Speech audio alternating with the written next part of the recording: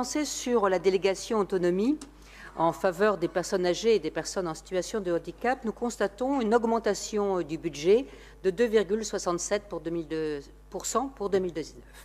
Cette augmentation est malheureusement liée mécaniquement à l'évolution des dépenses sociales obligatoires que représente la prestation de compensation du handicap, PCH, plus 4%, l'allocation personnalisée autonomie, APA, plus 4,4%. Ceci est une contrainte et le département doit continuer à interpeller le gouvernement sur ces points pour récupérer ce qu'il nous doit. Le constat, par ailleurs, montre des besoins en hausse dans le domaine de l'autonomie. Votre document budgétaire le souligne. La population âgée de plus de 60 ans va augmenter de façon importante et malheureusement, les personnes en situation de handicap reste un chiffre important dans notre département. Parmi ces populations, une part non négligeable auront besoin d'un accompagnement social et humain face aux difficultés de la perte d'autonomie. C'est le débat que nous avons de manière récurrente dans l'hémicycle ou en commission sur l'adaptation des réponses et elles ne peuvent pas être uniquement que des solutions techniques. Dans le budget autonomie, qui concerne la partie autonomie, vous poursuivez votre action en insistant sur un label département 100% inclusif. Maintien à domicile, adaptation des logements, transformation des foyers et logements vers l'inclusif, mais aussi création d'unités de vie pour des personnes handicapées vieillissantes. Pas de problème sur l'objectif. En parallèle, vous supprimez des places en équipement médico-social.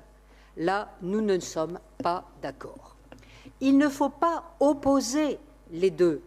Le besoin de prise en charge totale dans un établissement reste un besoin pour les personnes comme pour les familles, car à partir d'un certain degré, le maintien à domicile met en péril la vie des personnes, voire des aidants.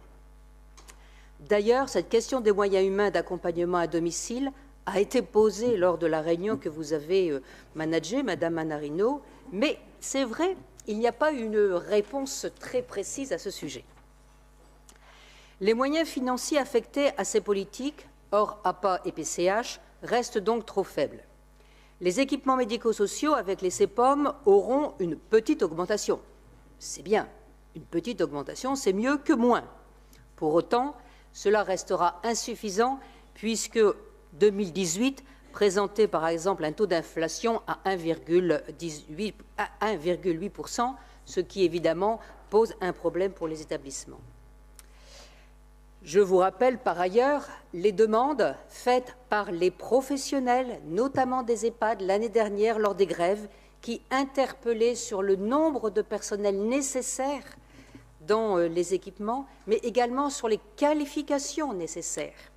Et aussi le problème qui reste présent, le reste à charge pour le résident, qui, avec le faible taux de retraite actuel, oblige les familles à compenser le différentiel, mettant en péril parfois leur mode de vie, là encore un sujet d'actualité. Les services à domicile sont tous en difficulté. Vous maintenez 21 €, ce qui est une perte nette de 2 à 3 € par heure travaillée. Vous évoquez la formation, la qualification des professionnels, y compris par la formation des allocataires RSA. Mais si à l'arrivée, ils ne sont pas bien payés, les difficultés de recrutement resteront. Vous maintenez les financements des CLIC relais autonomie. Le risque d'une dégradation des prises en charge actuelles est réel, car faire plus de travail sans moyens supplémentaires, lorsque les services sont déjà en situation de saturation, relève un peu de la chimère. Pour le handicap, vous augmentez l'aide aux moyens technologiques. Très bien. Mais tous les handicaps ne relèvent pas de cette question. Il ne peut s'agir d'une réponse unique. L'humain doit rester. Contenir les dépenses à 3,2 millions, comme vous l'écrivez, risque de limiter les plans d'aide. Pour la MDPH, nous y reviendrons après, lorsque la mission qui est en cours sera terminée, car il nous semble important à la fois d'améliorer la prise en charge technologique, mais également de garder du personnel pour l'aide à domicile.